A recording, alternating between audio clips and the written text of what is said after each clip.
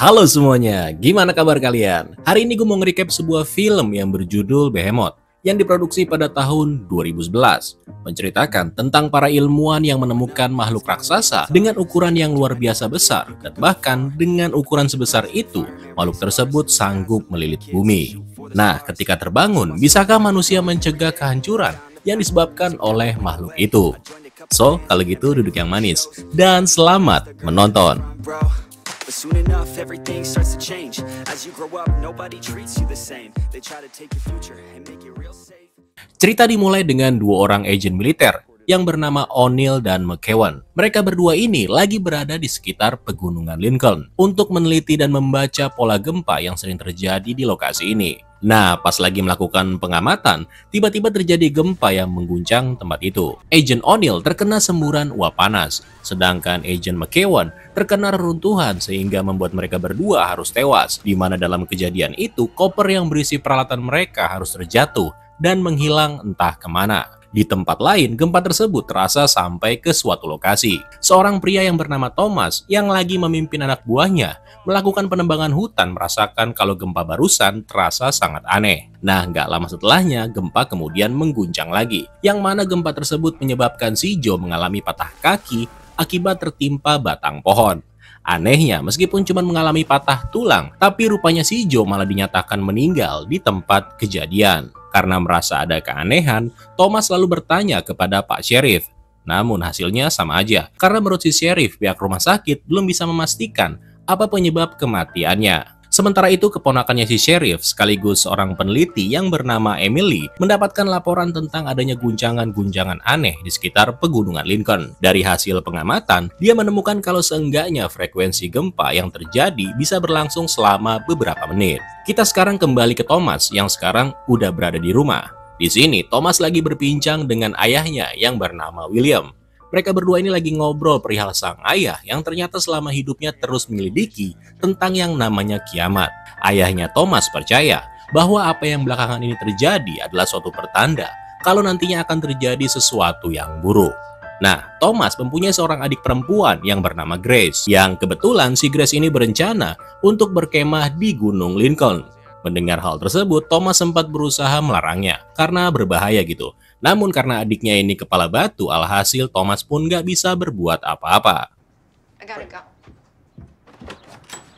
Dari sana, Thomas lalu pergi ke pusat kota bersama dengan ayahnya. Dia kemudian tanpa sengaja bertemu dengan Emily, yang ternyata Emily ini adalah teman lamanya. Dari perbincangan mereka, diketahui kalau tujuan Emily ke sini adalah untuk menyelidiki perihal gempa yang terjadi, yang mana hal itu udah membuat semua orang menjadi ketakutan. Di sisi lain, seorang warga yang lagi nyari angin di luar tiba-tiba diserang oleh sesuatu ketika dia lagi menyelidiki kendaraannya yang terlihat bergoyang. Bahkan dalam serangan tersebut, rumah si bapak pun sampai hancur nggak bersisa.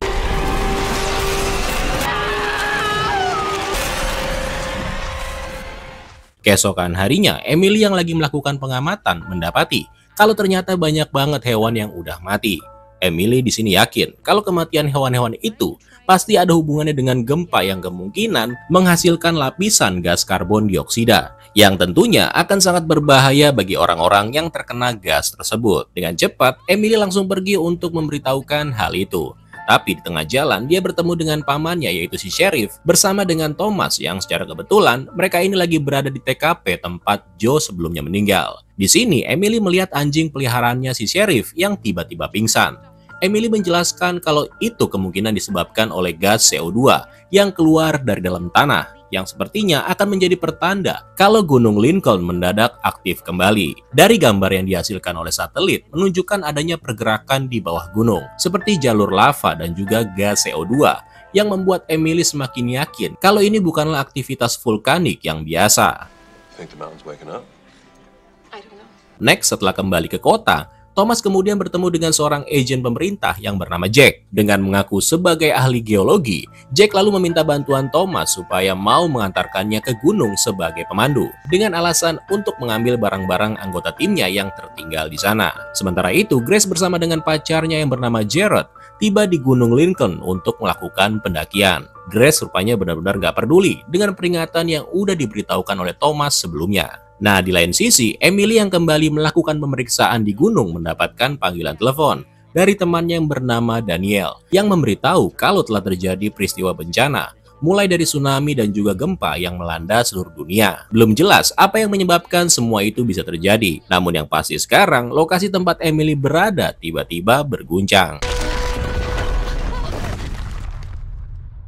Thomas dan Jack yang udah berada di gunung akhirnya sampai di lokasi yang sama, tempat di mana dua agent yang ada di bagian awal film.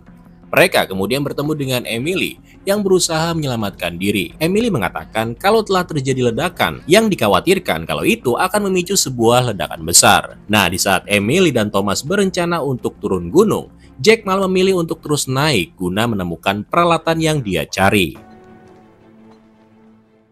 Malam harinya, Grace dan pacarnya Jared mendirikan tenda, di mana mereka mulai menikmati suasana malam yang romantis. Di sini, Jared mencoba untuk melamar Grace, tapi belum juga dijawab ketika suasana menjadi mencekam ketika Grace tiba-tiba melihat sebuah bola mata raksasa.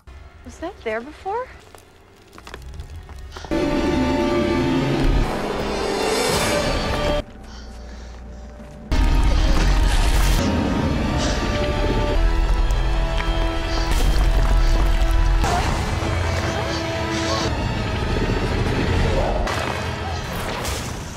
Next, si Jack yang terus mencari keberadaan alat yang hilang mengirimkan laporan tentang temuan yang didapat oleh dua agent yang udah mati sebelumnya. Jack melaporkan bahwa dia menemukan pusat dari suatu entitas yang berada di Gunung Lincoln. Entitas itu bahkan terus berkembang yang kemungkinan membuat terjadinya efek singularitas di berbagai tempat. Nah, sementara itu Emily berhasil membujuk sheriff untuk mau mengevakuasi semua penduduk kota. Tapi masalahnya karena Grace, adiknya si Thomas, diketahui masih berada di gunung, mau nggak mau Thomas dan Emily harus ke sana untuk menyelamatkan mereka. Singkat cerita, Thomas dan Emily mulai melakukan pencarian. Sesampainya di gunung, mereka menemukan Jack yang terluka cukup parah. Setelah berhasil ditemukan, rupanya si Jack ini tetap nggak mau untuk turun. Dia tetap kekeh untuk terus mencari kopernya yang hilang. Sebuah goncangan hebat tiba-tiba menggetarkan pegunungan dan juga kota di sekitarnya. Goncangan tersebut membuat sebagian kota menjadi hancur dan hampir aja membunuh William yang kebetulan berada di sebuah restoran bersama dengan seorang pelayan yang bernama Zoe. Balik lagi ke Thomas dan Emily yang berusaha mendesak Jack supaya menceritakan apa yang sebenarnya disembunyikan oleh dirinya. Nah, akhirnya Jack menjelaskan kalau sejak 6 bulan yang lalu terjadi fenomena guncangan aneh di 8 titik di seluruh dunia. Dari hasil penyelidikan, ditemukan bahwa semuanya itu mengarah ke satu lokasi, yaitu Gunung Lincoln ini, atau tepatnya 1 mil di bawah gunung. Itulah kenapa Jack sangat membutuhkan koper yang berisi peralatan yang diyakini mungkin itu adalah satu-satunya kesempatan mereka menghentikan semuanya ini. Nah, gak lama setelah Jack bercerita, tiba-tiba sebuah tentakel muncul yang kemudian membuat Jack harus terbunuh dalam kejadian itu. Sebelum meninggal, Jack sempat memberitahu supaya Thomas dan Emily menemukan koper tersebut. Dan karena nggak punya pilihan, mereka berdua pun mulai mencarinya. Tentakel raksasa itu kemudian juga muncul di kota. William dan Zoe yang terperangkap di bawah tanah juga melihat makhluk mengerikan itu. Selama ini, William memang sangat yakin kalau kiamat yang bakalan terjadi disebabkan oleh seekor makhluk raksasa yang diberi nama Behemoth.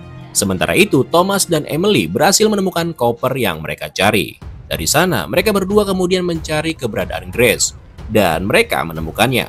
Grace hampir aja jatuh ke dalam jurang, andai Thomas nggak tiba tepat pada waktunya. Grace berhasil diselamatkan, namun enggak dengan Jared yang harus terjatuh dan dimangsa oleh makhluk mengerikan yang ada di bawah jurang. Next, setelah itu mereka bertiga kini berencana untuk turun gunung.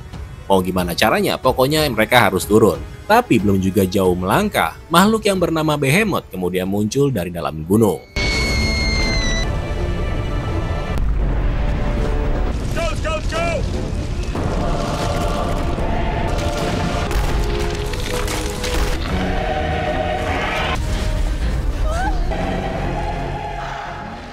Mengetahui ada makhluk mengerikan segede gunung, mereka bertiga kemudian berusaha menyelamatkan diri dengan berlari sekuat tenaga ke pos penjagaan terdekat. Untungnya, mereka menemukan sebuah helikopter yang terparkir, yang bisa membuat mereka bertiga keluar dari tempat ini. Tapi sebelum itu, Thomas terlebih dahulu nih, pengen mencari tahu fungsi dan kegunaan alat yang ada di dalam koper yang dibawanya.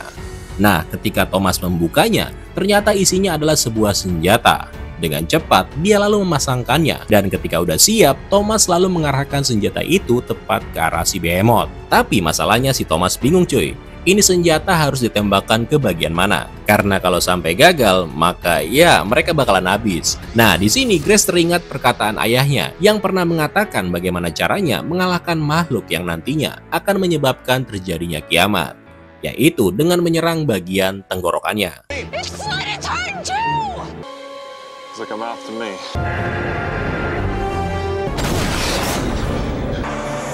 Let's go, let's go.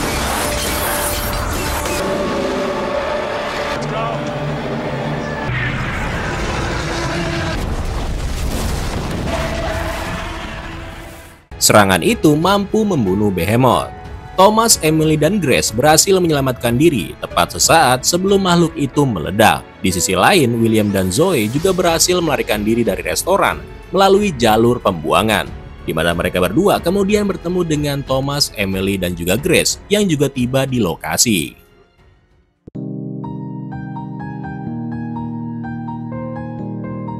Ya, gimana, seru nggak? Film ini bisa dibilang low budget kayaknya. Soalnya CGI-nya agak-agak kurang cuy. Tapi plot ceritanya sih not bad lah. Hitung-hitung buat dijadiin tontonan menghibur bersama keluarga. So kalau gitu sekian dulu ya untuk alur cerita film kali ini. Terima kasih buat yang udah nonton. Dan sampai ketemu lagi di kesempatan selanjutnya. Keren loh semua. Ciao.